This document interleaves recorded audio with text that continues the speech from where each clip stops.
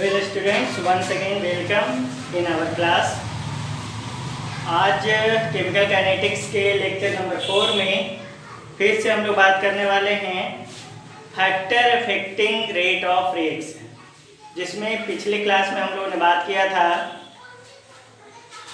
Concentration of reactants और हमने बात किया था प्रेशर ऑफ रिएक्टेंट्स और प्रेशर ऑफ कंटेनर। अगर बढ़ाया घटाया जाए तो उसका क्या इफेक्ट पड़ेगा रेट ऑफ रिएक्शन पे।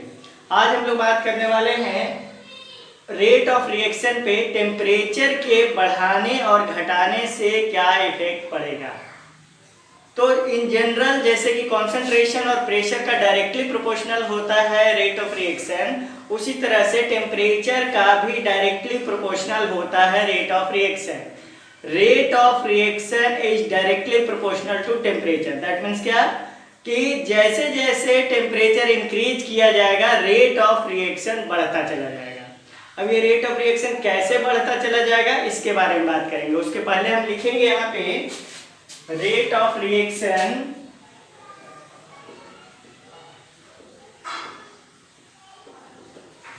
Is directly proportional to temperature.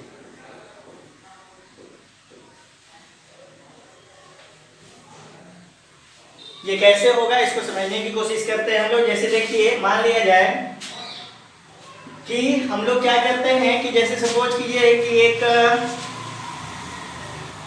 Room है जिसका नीचे का जो सरफेस है वो लोहे का बना हुआ है और उस लोहे के बने हुए सरफेस के अंदर 2 या 3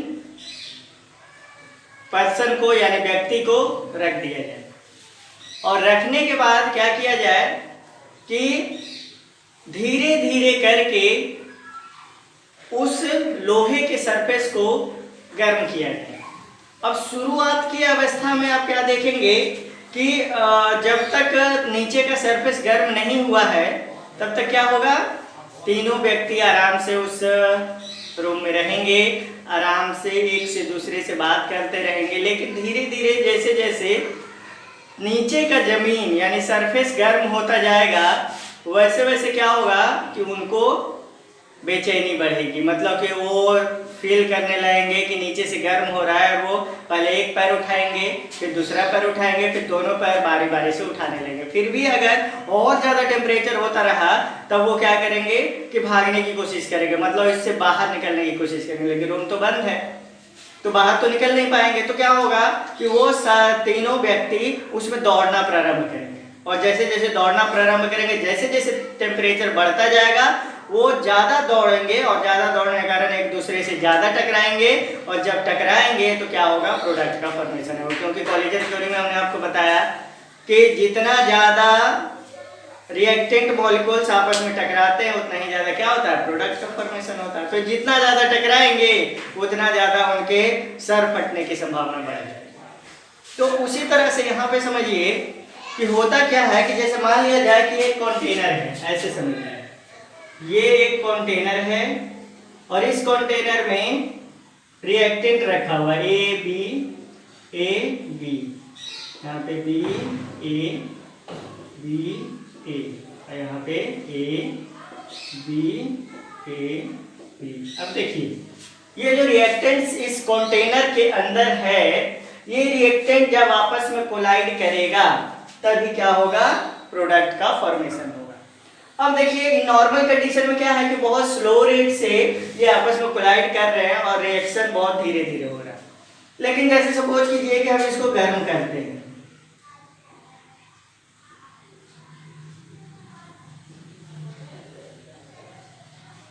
चलिए आप इसको हीट करना शुरू किए। जैसे जैसे हीट कीजिएगा टेम्परेचर इंक्रीज करेगा और देखिए टेम्परेचर जैसे जैसे इंक्रीज करेगा वैसे वैसे रिएक्टेंट्स का काइनेटिक एनर्जी इंक्रीज करता चला जाएगा। देखिए जैसे जैसे टेम्परेचर इंक्रीज कर रहा है वैसे वैसे क्या हो रहा है, इनका काइनेटिक एनर्जी इंक्रीज करता चला जा रहा है। और काइनेटिक एनर्जी जितना ज़्यादा रिएक्टेंट मॉलिक्यूल्स का इंक्रीज करेगा इनका मोशन उतना ही ज़्यादा बढ़ेगा, यानी उतने तेजी से ये क्या करने लगेंगे, रैंडमली मूव करने लगेंगे, घूमने लगेंगे। और जब ये रैंडमली घूमने लगेंगे तो इसका इफेक्ट क्या पड़ेगा, ध्यान से समझिए। ये एक दूसरे से बहुत ही इजीली क्या करने लगेंगे, कोलाइड करने लगेंगे, यानी इनके बीच का कोलिजन का रेट बहुत ज्यादा बढ़ जाएगा, और कोलिजन का रेट बहुत ज्यादा बढ़ने से प्रोडक्ट बनने की संभावना बहुत ज्यादा बढ़ जाएगी। इसलिए हम लोग ऐसा कहते हैं कि on increasing temperature the kinetic energy of the reactant molecule will be increasing. तो काइनेटिक एनर्जी रिएक्टेंट मॉलिक्यूल का जब बढ़ जाता है तो उनका मोशन में इंक्रीज करता चला जाता है, जिसके कारण वो रैंडमली मोशन बहुत ही तेजी से होने लगता है, तो इनके कोलाइड करने की संभावना बहुत ज़्यादा बढ़ जाती है, और जिसके कारण क्या होता है कि इनका रेट ऑफ रिएक्शन भी बढ़ता चला जाता है। तो as like concentration and pressure हम लोग कह सकते हैं कि रेट ऑफ रिएक्शन टेम्परेचर बढ़ाने पे बढ़ता है। तो यहाँ पर हम लोग नोट डाउन करेंगे कि on increasing temperature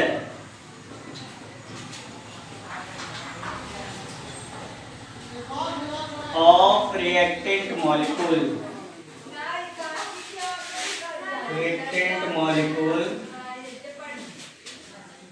the kinetic energy will be increases. Due to this, the random motion of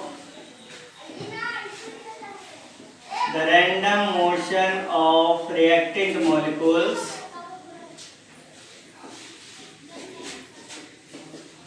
will be increases.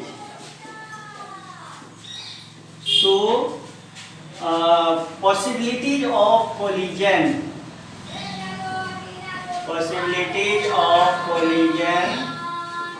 will be also increases.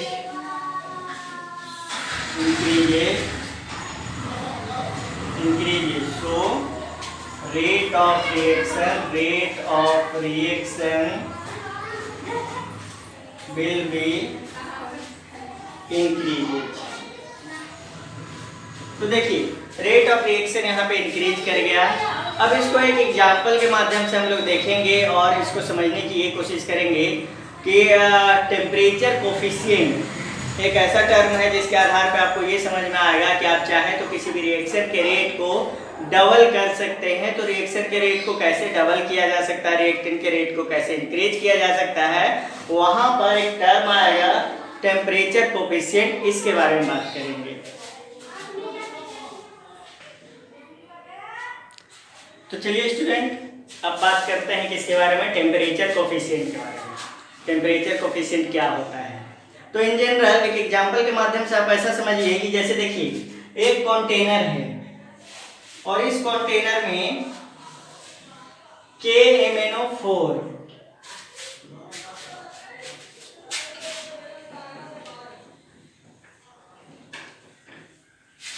एक कंटेनर है और इस कंटेनर में KMnO4 यानी पोटेशियम परमैंगनेट को लिया गया है और साथ में ऑक्जेलिक एसिड ACOOH और इसका होल ट्वाइस, या फिर ऐसे कह सकते हैं कि प्लस HCOOH यहाँ पे, या फिर COOH कर लीजिए, COOH और यहाँ पे COOH, ये है ऑक्जेलिक एसिड, इसको कहते हैं ऑक्जेलिक एसिड, और ये है पोटेशियम परमैंगनेट। अब देखिए ऑक्जेलिक एसिड और पोटेशियम परमैंगनेट को एक कंटेनर में लिया गया है और इनको रिएक्ट कराने की कोशिश की जा रही है। तो यहाँ पर ये देखने को मिलता है कि पोटेशियम परमैंगनेट और ऑक्जेलिक एसिड बहुत ही स्लो रेट से एक दूसरे के साथ क्या कर रहे हैं, प्रोडक्ट का फॉर्मेशन करते हैं। तो इस प्रोडक्ट के फॉर्मेशन को इंक्रीज करने के लिए क्या किया गया, इस कंटेनर को हीट किया गया। चलिए हीट करते हैं।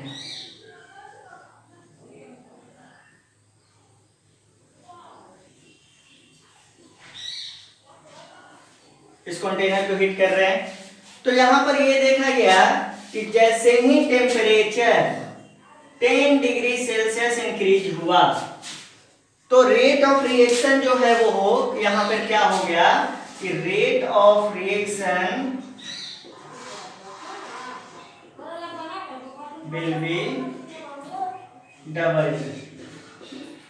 देखिए क्या हो गया कि जैसे ही टेम्परेचर को 10 डिग्री सेल्सियस बढ़ाया गया तो 10 डिग्री सेल्सियस टेम्परेचर बढ़ने पे रेट ऑफ रिएक्शन डबल हो गया, यानी कि प्रोडक्ट फॉर्मेशन डबल हो गया। तो टेम्परेचर कोफिशिएंट इसी को कहते हैं कि किसी भी रिएक्शन में जब टेम्परेचर 10 डिग्री सेल्सियस बढ़ाया जाता है तो 10 डिग्री सेल्सियस टेम्परेचर बढ़ाने पर रिएक्शन का रेट डबल हो जाता है, और फिर और अगर 10 डिग्री सेल्सियस बढ़ाया जाए तो रिएक्शन का रेट 4 टाइम्स हो जाएगा। इसी को हम लोग क्या कहते हैं, टेम्परेचर कोफिशिएंट कहते हैं। तो यहाँ पर हम लोग लिखेंगे कि on increasing temperature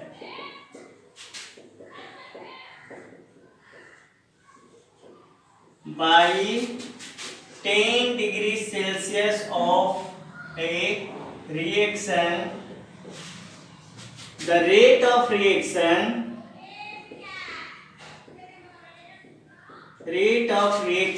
will be doubled. This is called temperature coefficient.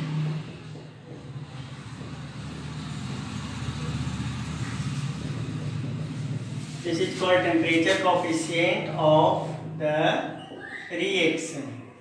इसी को टेम्परेचर कोफिशिएंट कहेंगे रिएक्शन का। और यहाँ पे लिखते हैं टेम्परेचर कोफिशिएंट को हम लोग म्यू से डिनोट करते हैं। देखिए इससे म्यू से डिनोट किया जाएगा। यहाँ पे हम लिखेंगे टेम्परेचर कोफिशिएंट यानी म्यू बराबर T प्लस 10 डिग्री सेल्सियस, ऐसे लिखेंगे rate constant at T plus 10 degree Celsius बटा rate constant at T degree Celsius. तो देखिए ये हो गया टेम्परेचर कोफिशिएंट का फॉर्मूला। और एक नॉर्मल कंडीशन आपको बताते हैं टेम्परेचर कोफिशिएंट के लिए कि अगर हमें किसी भी रिएक्शन में टेम्परेचर कोफिशिएंट को पता करना है या फिर टेम्परेचर कोफिशिएंट का वैल्यू दिया हुआ है तो रेट ऑफ रिएक्शन कितना होगा ये पता करना है। तो उसके लिए क्या करना है कि जैसे मान लिया जाए, देखिए कि K को हम लोग रेट कांस्टेंट मान लें। अब देखिए रेट कांस्टेंट क्या है ये हम अभी बात करेंगे। जब रेट लॉ की बात करेंगे, रेट इक्वेशन की बात करेंगे तो वहां पे आपको रेट कांस्टेंट बताएंगे, तो वहां से आप समझ लीजिएगा रेट कांस्टेंट क्या है। फिलहाल ऐसे मानिए कि किसी भी रिएक्शन का रेट कांस्टेंट K है और अब आप इसका क्या कर रहे हैं कि इसमें प्लस 10 डिग्री सेल्सियस इंक्रीज कर रहे हैं टेम्परेचर। तो टेम्परेचर जब आप 10 डिग्री सेल्सियस इंक्रीज कीजिएगा तो रेट कांस्टेंट 2K हो जाएगा, यानी डबल हो गया। और 2K पे अगर डबल यहाँ पे लिख देते हैं, rate of reaction will be rate of reaction double. अब देखिए इस रेट ऑफ रिएक्शन में फिर से अगर आप 10 डिग्री सेल्सियस बढ़ाएंगे तो ये जो रेट ऑफ रिएक्शन है ये 4 टाइम्स हो जाएगा। कितना हो गया? 4 टाइम्स। उसी तरह से फिर से अगर आप 10 डिग्री सेल्सियस टेम्परेचर बढ़ा देते हैं तो ये जो रेट ऑफ रिएक्शन है वो 8 टाइम्स हो जाएगा। इसको ध्यान रखिएगा कि अगर आपका दिया हुआ है, मान लिया जाए कि किसी भी रिएक्शन का रेट ऑफ रिएक्शन या रेट कांस्टेंट दिया हुआ है वहां पे, तो रेट कांस्टेंट में जैसे ही 10 डिग्री सेल्सियस टेम्परेचर बढ़ाया जाएगा उसका रेट ऑफ रिएक्शन डबल हो जाता है। मतलब 10 डिग्री सेल्सियस बढ़ाने पे, जब भी 10 डिग्री सेल्सियस बढ़ाया जाएगा रेट ऑफ रिएक्शन डबल हो जाएगा, फिर से 10 डिग्री सेल्सियस बढ़ाया जाए 4 टाइम्स हो गया, फिर से 10 डिग्री सेल्सियस बढ़ाया जाए तो 8 टाइम्स हो गया। तो ये है टेम्परेचर कोफिशिएंट कि किसी भी रिएक्शन में 10 डिग्री सेल्सियस बढ़ाने पर उसका रेट क्या हो जाता है, डबल हो जाता है। इसी को हम लोग क्या कहते हैं, टेम्परेचर कोफिशिएंट कहते हैं। ऐसे टेम्परेचर पे बहुत सारी बातें करनी है, इफेक्ट ऑफ टेम्परेचर में आर्गेनियस इक्वेशन की बात करनी है, इन सबों को आगे हम लोग डिस्कस करेंगे। अभी फिलहाल हम लोग टेम्परेचर के बाद बात करते हैं इफेक्ट ऑफ कैटलिस्ट की।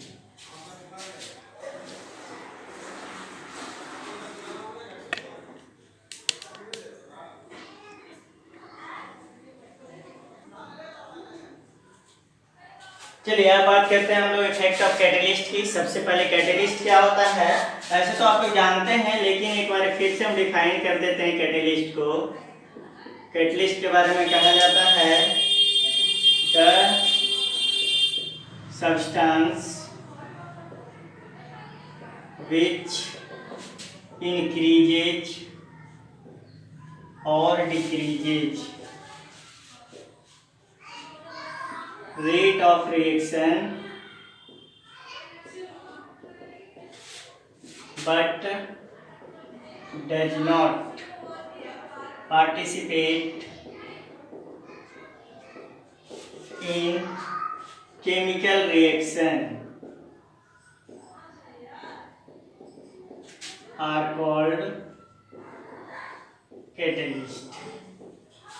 देखिए कैटलिस्ट के बारे में ये कहा जाता है कि कैटलिस्ट एक ऐसा सब्सटेंस होता है जो कि रिएक्शन में मिलने पर रिएक्शन के रेट को या तो इंक्रीज कर देता है या डिक्रीज कर देता है। जो रिएक्शन के रेट को इंक्रीज करते हैं कैटलिस्ट उन्हें पॉजिटिव कैटलिस्ट कहते हैं, जो रेट ऑफ रिएक्शन को डिक्रीज करते हैं उन्हें नेगेटिव कैटलिस्ट कहते हैं। ये हमने सरफेस केमिस्ट्री में आपको पढ़ाया है, आपने पढ़ा है उसको।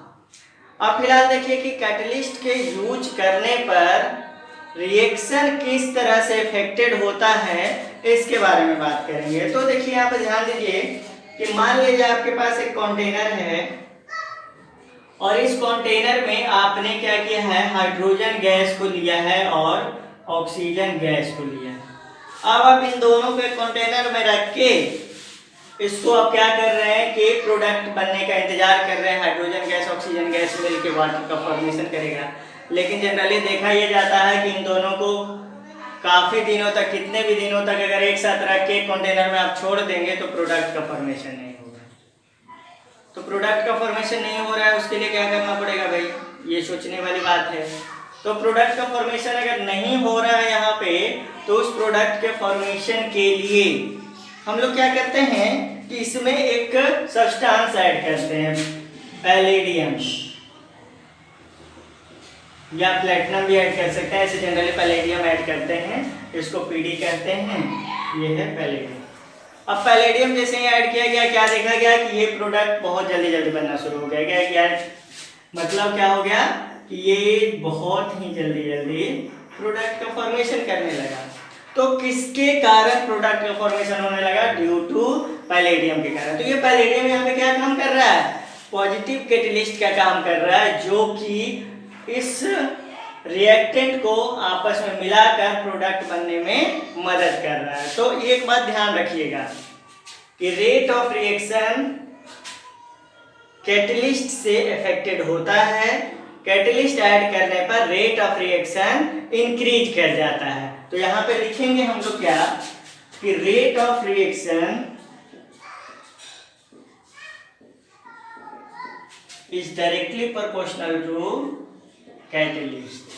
बढ़ेगा या घटेगा किसके कारण, कैटलिस्ट के कारण। यानी कि अगर कैटलिस्ट हम ऐड करें तो रेट ऑफ रिएक्शन या तो बढ़ सकता है या तो घट सकता है। अब एक बात यहाँ पे ये आती है कि आखिर होता क्या है रिएक्शन में कि जब हम कैटलिस्ट ऐड करते हैं तो कैटलिस्ट ऐड करने पर रेट ऑफ रिएक्शन या तो बढ़ जाता है या फिर घट जाता है। In general rate of reaction directly proportional है कैटलिस्ट के, इसलिए रेट ऑफ रिएक्शन बढ़ने की बात कर लेते हैं। क्या कि कैटलिस्ट के द्वारा क्या किया गया रिएक्शन में, जिसकी वजह से रिएक्शन का रेट इंक्रीज करेगा। तो चलिए इसके बारे में बात करते हैं।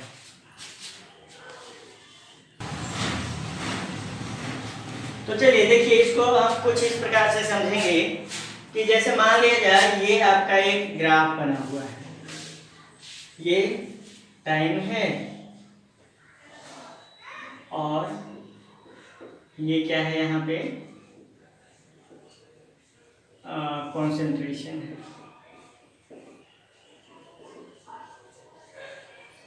या प्रोग्रेस ऑफ रिएक्शन भी कर सकते हैं इसको आप ऐसा कीजिए, कंसंट्रेशन की जगह पे प्रोग्रेस ऑफ रिएक्शन करते हैं।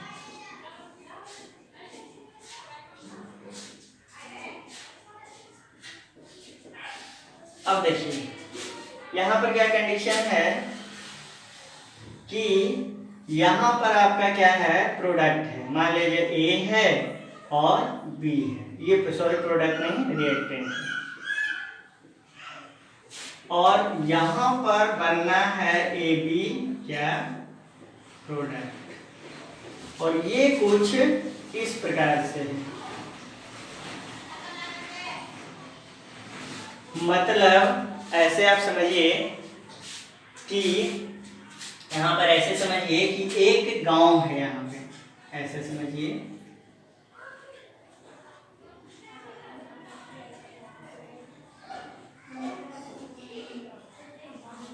और इस गांव में बहुत सारे व्यक्ति रहते हैं।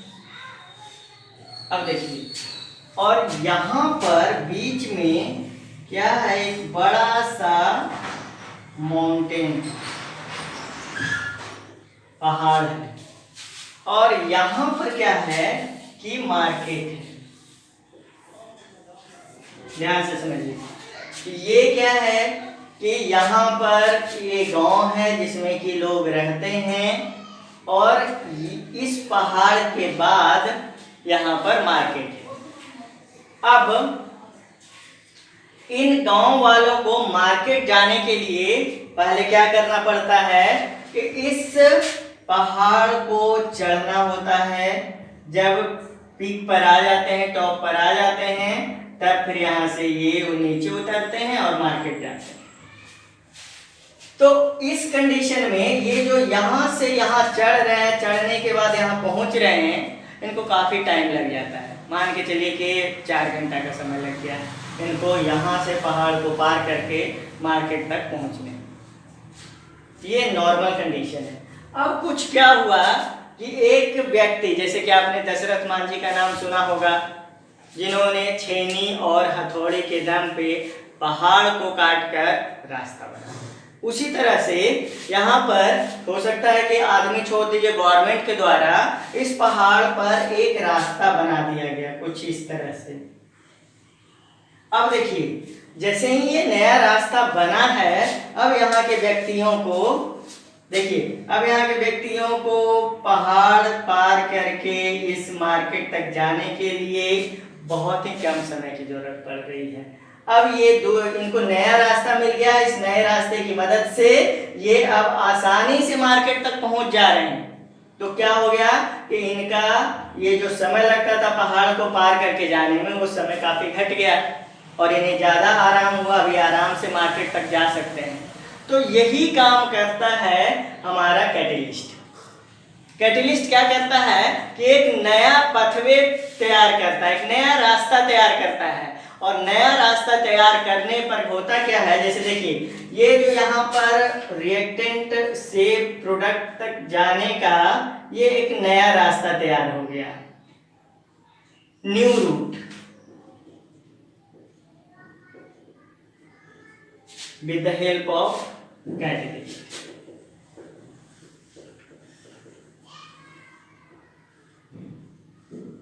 तो देखिए क्या हो गया कि कैटलिस्ट की मदद से कैटलिस्ट ने क्या किया, एक नया रूट दे दिया।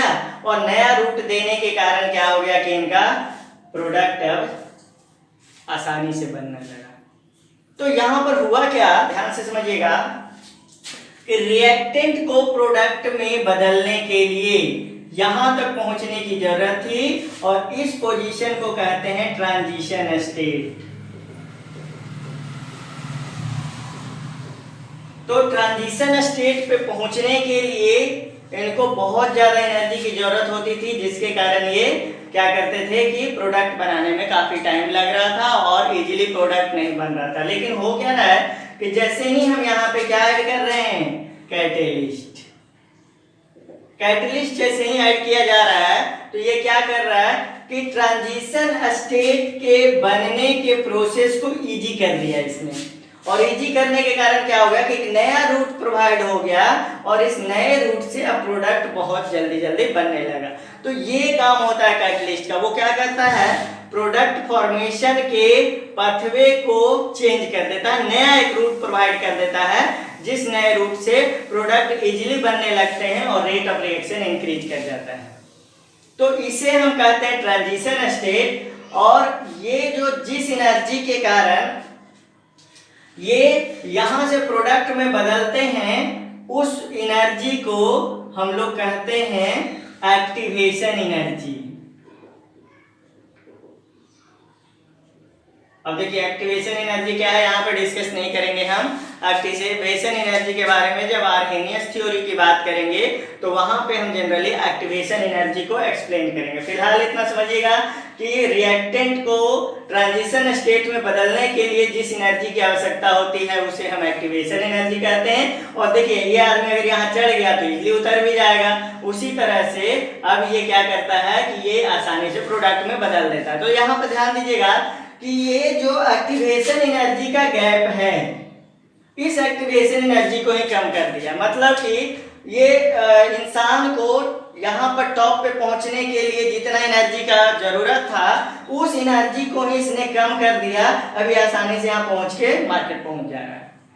तो कैटलिस्ट का काम क्या होता है कि प्रोडक्ट फॉर्मेशन में एक्टिवेशन एनर्जी, मतलब जिस एनर्जी के कारण प्रोडक्ट बनता है उस एनर्जी को ही कम कर दिया जाता है, जिसके कारण अब आसानी से ये क्या कर देगा, प्रोडक्ट में बदल जाता है। तो कैटलिस्ट का मेन रोल यही होता है कि it decreases activation energy of reactant.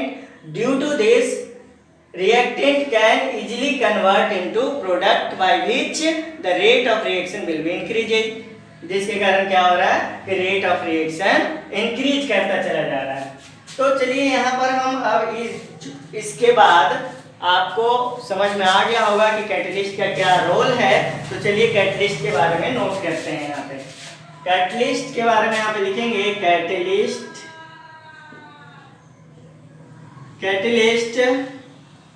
increases rate of reaction by decreasing activation energy of reaction। अब यहाँ पे हम एक्टिवेशन एनर्जी को बता भी देते हैं, लेकिन आगे और हम बेहतर ढंग से आपको एक्टिवेशन एनर्जी समझाएंगे।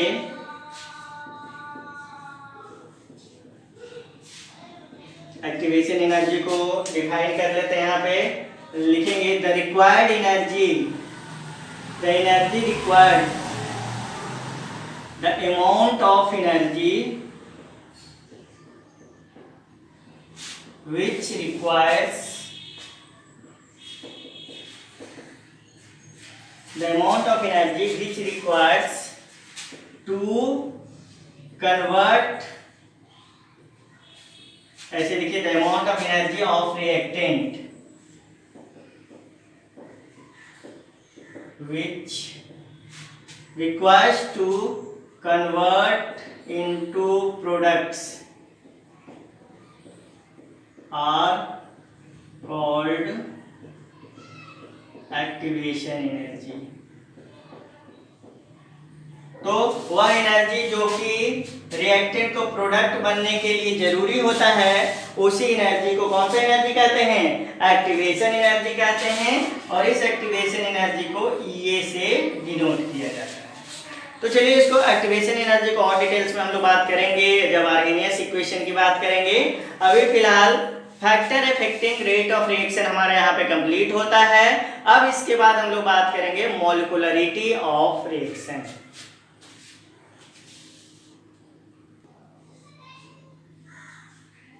तो चलिए स्टूडेंट अब बात करेंगे हम लोग मॉलिक्यूलरिटी ऑफ रिएक्शन का, कि मॉलिक्यूलरिटी ऑफ रिएक्शन क्या होता है। तो चलिए यहाँ पे एक रिएक्शन लिखते हैं, उस रिएक्शन के आधार पे आपको समझाते हैं मॉलिक्यूलरिटी ऑफ रिएक्शन। कि मान लिया जाए आपके पास एक रिएक्शन है H2O2 और यहाँ पे इसको जब हीट करते हैं तो ये कन्वर्ट कर जाता है H2 गैस में और O2 गैस में। एक रिएक्शन ऐसा हो गया। दूसरा रिएक्शन है, इसी को उलट के लिख दें, H2 gas plus O2 gas मिल के बना रहा है क्या, 2H2O गैस। ये दो रिएक्शंस हैं। इन दो रिएक्शंस को पहले समझ लीजिए, फिर आगे बात करेंगे हम लोग। फिलहाल यहाँ पे समझिए कि मॉलिक्यूलरिटी कहने का मतलब ये हुआ कि किसी भी रिएक्शन में जो रिएक्टेंट मॉलिक्यूल्स होते हैं वो पार्टिसिपेट करके प्रोडक्ट का फॉर्मेशन करते हैं।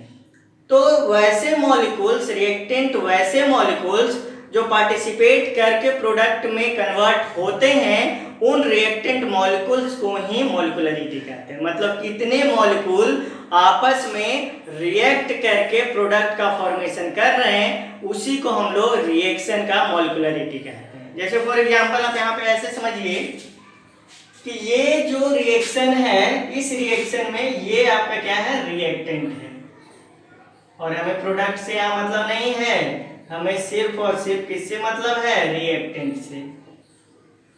देखिए ये जो रिएक्टेंट है, अब ध्यान से हम अगर यहाँ पे देखें तो इस रिएक्शन में सिर्फ एक मॉलिक्यूल H2O2 का है।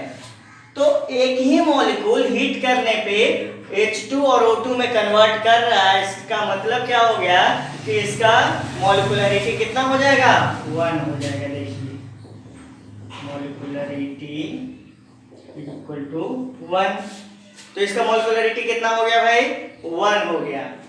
उसी तरह से अगर इस रिएक्शन की हम लोग बात करें तो इस रिएक्शन में ध्यान से देखिए कि एक मॉलिक्यूल यहाँ पे है, एक मॉलिक्यूल यहाँ पे है, लेकिन यहाँ पे एक मॉलिक्यूल की जगह पे कितने हैं, 2 मॉलिक्यूल हैं, और यहाँ पे कितने मॉलिक्यूल हैं, 1 मॉलिक्यूल है। तो इसको जैसा रुक जाइए, इसके पहले 2 मॉलिक्यूल वाला हम लोग देखते हैं। जैसे कि आप यहाँ पे देखिए कि हम लोग अगर बात कर लें कैल्शियम ऑक्साइड प्लस H2O, ये मिलके क्या बना दिए, कैल्शियम हाइड्रोक्साइड बना दिए। अब ध्यान दीजिए यहाँ पे कि यहां पर ध्यान देने वाली बात क्या है कि ये हमारा क्या है, रिएक्टेंट है। इस रिएक्टेंट में मॉलिक्यूल कितना हो गया, 1 and 1। तो 2 मॉलिक्यूल आपस में रिएक्ट करके प्रोडक्ट का फॉर्मेशन कर रहे हैं। तो जितने नंबर ऑफ मॉलिक्यूल रिएक्ट करके प्रोडक्ट का फॉर्मेशन करते हैं, वही उसका क्या होता है, मॉलिक्यूलरिटी होता है। तो यहाँ पे क्योंकि 2 ही मॉलिक्यूल आपस में रिएक्ट कर रहे हैं, तो देखिए यहाँ पे मॉलिक्यूलरिटी बराबर हम लोग क्या लिख सकते हैं, मॉलिक्यूलरिटी बराबर क्या हो जाएगा कि concentration of calcium oxide plus concentration of water, तो 1 + 1 बराबर कितना हो गया, 2 हो गया।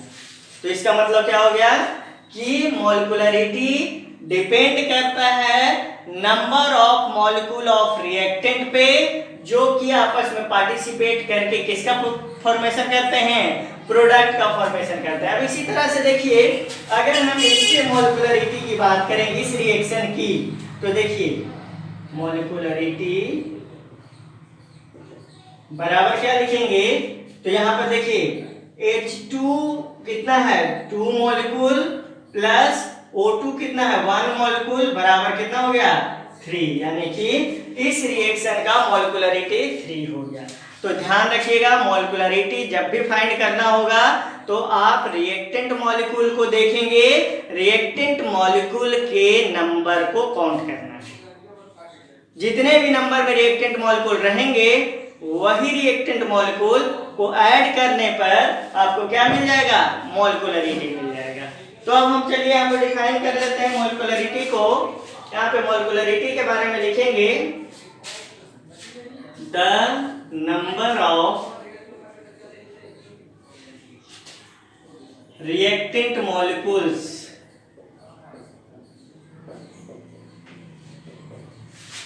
which participate in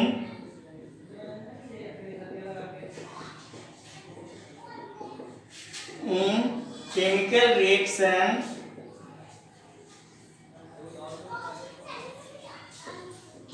reaction to form products are called molecularity of reaction.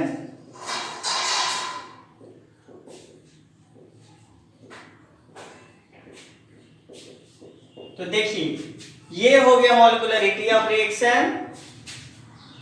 सो मॉलिक्युलरिटी, या फिर ऐसे लिखिए, so molecularity is equal to sum of total reactant molecules. तो ये मॉलिक्युलरिटी हो गया. आपको कुछ नहीं करना है, रिएक्टेंट मॉलिक्यूल्स का सम करना है, और जब रिएक्टेंट मॉलिक्यूल्स का सम करते हैं तभी हमारा क्या होता है, प्रोडक्ट का फॉर्मेशन होता है. तो मॉलिक्युलरिटी के बारे में कुछ और बातें हम लोग करेंगे यहाँ पे. जैसे हम लोग बात यहाँ पे ये करने वाले हैं कि मॉलिक्युलरिटी किन किन बातों पे डिपेंड करेगा और मॉलिक्युलरिटी कितना मैक्सिमम हो सकता है.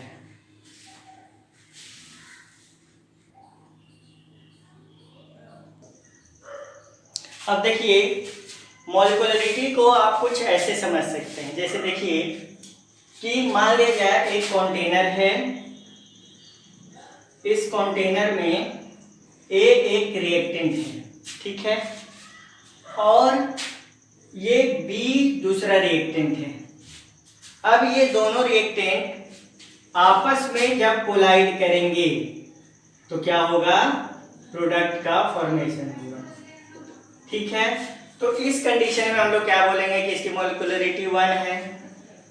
अब देखिए कि इधर से मान लिया जाए कि एक रिएक्टेंट और लिया जाए जो कि तीसरा रिएक्टेंट है, और ये भी रिएक्टेंट आकर इससे कोलाइड करता है. लेकिन एक बात ध्यान रखिएगा कि अगर दो रिएक्टेंट हैं और दोनों रिएक्टेंट, यहाँ पर देखिए ये दो रिएक्टेंट आपस में कोलाइड कर रहे हैं तो प्रोडक्ट का फॉर्मेशन हो रहा है, और यहाँ पे रिएक्टेंट का नंबर कितना हो गया, 3. और ये तीनों रिएक्टेंट जब एक साथ कोलाइड करेंगे, जैसे ऐसे मानिए कि एक रिएक्टेंट ए है, दूसरा तीसरा, 3 रिएक्टेंट. अगर 2 रिएक्टेंट है तब तो जब ये दोनों टकराएंगे तभी क्या होगा, प्रोडक्ट का फॉर्मेशन होगा. यहाँ पे रिएक्टेंट एक है, इसको जब आप हीट करेंगे तो ये खुद 2 भाग में टूट जाएगा या 2 से ज्यादा भाग में टूट जाएगा, तो ये प्रोडक्ट बना देगा. तो अगर एक है 2 भाग या 2 से ज्यादा भाग में टूट रहा है तो इसका मॉलिक्युलरिटी 1 होगा, और 2 आपस में कोलाइड कर गए तो इसके मॉलिक्युलरिटी को 2 मानेंगे. और तीसरा का कंडीशन क्या है कि ऐसा नहीं है कि ये इससे टकराया फिर इससे टकराया तो प्रोडक्ट बनेगा, ऐसा पॉसिबल नहीं होता है. रिएक्टेंट में होता क्या है कि जब ये तीनों आपस में एक साथ कोलाइड करेंगे तभी क्या होगा, प्रोडक्ट का फॉर्मेशन होगा. यानी एट ए टाइम, ध्यान रखिएगा, ये आपको समझना है कि एट ए टाइम तीनों को आपस में कोलाइड करने की जरूरत है, तभी क्या होगा, प्रोडक्ट ए बी सी बनेगा. ये कब बनेगा, जब ए बी सी तीनों रिएक्टेंट एक टाइम में एक साथ कोलाइड करेंगे, और इसकी संभावना बहुत ही कम होती है. जनरली देखा जाता है कि अगर कोलाइड करते हुए तो ये इसके साथ कोलाइड किया, बाद में आके ये इसके साथ कोलाइड किया, ये इसके साथ कोलाइड किया, ये इसके साथ बाद में आके कोलाइड किया, तो तीनों रिएक्टेंट को एक साथ एक समय पे कोलाइड करने की संभावना कम होती है. तो यहां तक तो चलता है भाई कि 3 रिएक्टेंट आपस में कोलाइड कर गए और कोलाइड करने पे प्रोडक्ट का फॉर्मेशन करते हैं, और ये रेयर देखने को मिलता है, जल्दी नहीं. जब जनरली देखिएगा कि जितने भी रिएक्शंस हैं वो उसमें रिएक्टेंट या तो 1 होता है या रिएक्टेंट 2 होता है. कहीं कहीं पे आपको रिएक्टेंट 3 भी देखने को मिलता है, लेकिन आपको कहीं ऐसा नहीं मिलेगा कि रिएक्टेंट 4, 5, 6, 7 एक साथ कोलाइड कर रहे हैं और प्रोडक्ट का फॉर्मेशन कर रहे हैं. तो इसका मतलब क्या हो गया, क्यों, आखिर ऐसा क्यों होता है भाई कि 3 रिएक्टेंट तक देखने को मिलता है, 3 से ज्यादा रिएक्टेंट देखने को नहीं मिलता है. तो उसका रीजन यही होता है कि एक साथ कोलाइड कर पाना पॉसिबल नहीं होता है, कि 3 से ज्यादा जब रिएक्टेंट होते हैं तो चारों रिएक्टेंट को एट ए टाइम, एक समय पे एक साथ कोलाइड करना पॉसिबल नहीं होता है, जिसकी वजह से ये क्या कर पाते हैं, एक दूसरे के साथ कोलाइड नहीं कर पाते हैं और मोलकुलरिटी जनरली 3 से ज्यादा देखने को नहीं मिलता है। ये तो बात हो गई कि मोलकुलरिटी 1 मिलेगा, 2 मिलेगा, 3 मिलेगा, 3 से ज्यादा नहीं मिलेगा। अब उसके आगे बताते हैं क्या मोलकुलरिटी 0 हो सकता है। देखिए तो यहाँ पे मोलकुलरिटी बराबर 0, तो ये पॉसिबल नहीं है। क्यों पॉसिबल नहीं है कि अगर सोचिए कि मान लिया जाए यहाँ पर एक भी रिएक्टेंट नहीं है, कोई रिएक्टेंट नहीं है, तो जब रिएक्टेंट ही नहीं है तो प्रोडक्ट कैसे बनेगा, तो क्या हो गया, मोलकुलरिटी 0 नहीं हो सकता है। अच्छा मान लीजिए मोलकुलरिटी फ्रैक्शन में हो सकता है 1/2 या 1/4 या 2/3, इस तरह से फ्रैक्शन में, तो हम कहेंगे फ्रैक्शन में भी मोलकुलरिटी नहीं हो सकता है। मोलकुलरिटी जब भी होगा तो होल नंबर में होगा, मोलकुल 1 होगा या मोलकुल 2 होगा, ऐसा तो होगा नहीं कि आधा मोलकुल। जैसे कि मान लीजिए H2 एक मॉलिक्यूल है तो उसका आधा मॉलिक्यूल ले लें, तो ये तो पॉसिबल होगा नहीं। जब भी लेना होगा तो कम से कम एक मॉलिक्यूल तो लेना ही होगा, तो यानी फ्रैक्शन में भी पॉसिबल नहीं है, ना ही 0 पॉसिबल है, ना फ्रैक्शन पॉसिबल है। निगेटिव में क्या हो सकता है, निगेटिव देखिए तो मोलकुलरिटी निगेटिव क्या पॉसिबल है, तो ये भी पॉसिबल नहीं है। निगेटिव का मतलब क्या, 1 से कम, 0 से कम निगेटिव हो जाएगा। तो क्या जब मॉलिक्यूल ही नहीं रहेगा तो 0 पॉसिबल है ही नहीं, तो 0 से कम कैसे पॉसिबल है, इसलिए मॉलिक्यूलरिटी निगेटिव भी नहीं हो सकता। तो मॉलिक्यूलरिटी के बारे में ध्यान रखना, कुछ प्रॉपर्टीज हैं कि मॉलिक्यूलरिटीज कैन बी 1, 2, 3 और more than 3 molecularity will be not possible, it is very rare, it can not be possible. और दूसरी बात ये करनी है कि molecularity can not be 0, without reactant there is no possibility of product formation, so molecularity can not be 0। Molecularity के बारे में अगर बात करें, it is not possible to fractional molecularity and negative molecularity. तो यहाँ पे हम लोग क्या करते हैं कि प्रॉपर्टीज ऑफ मॉलिक्यूलरिटी के बारे में नोट कर लेते हैं।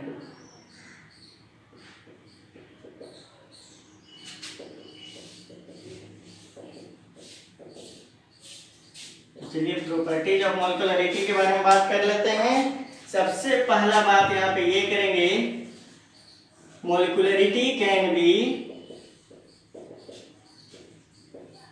1, 2, 3 but it cannot be more than 3। ये पहली बात हो गई कि 3 से ज़्यादा जनरली मॉलिक्यूलरिटी देखने को नहीं मिलता है। दूसरा बात अगर हम लोग कहें मॉलिक्यूलरिटी के बारे में, तो molecularity can not be 0 because without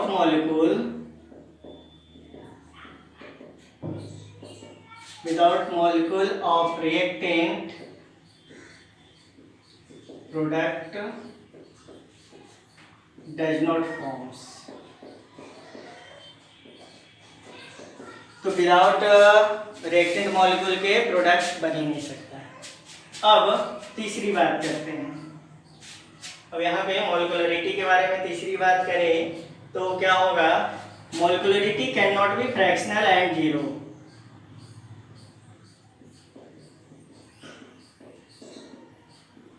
cannot be fractional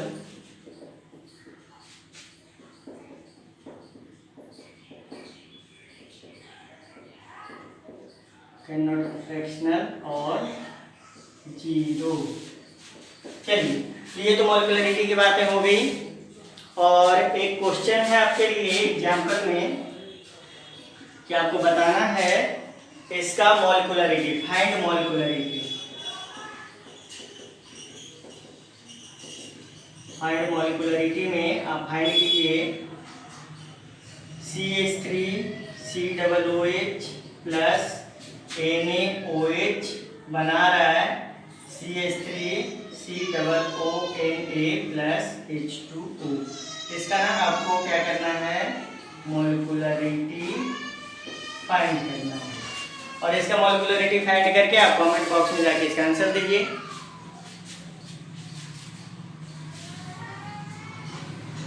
और ध्यान दीजिए स्टूडेंट्स, ये क्लास थोड़ा लंबा होते जा रहा है, इसलिए आज क्लास को हम लोग यहीं पे रोकेंगे।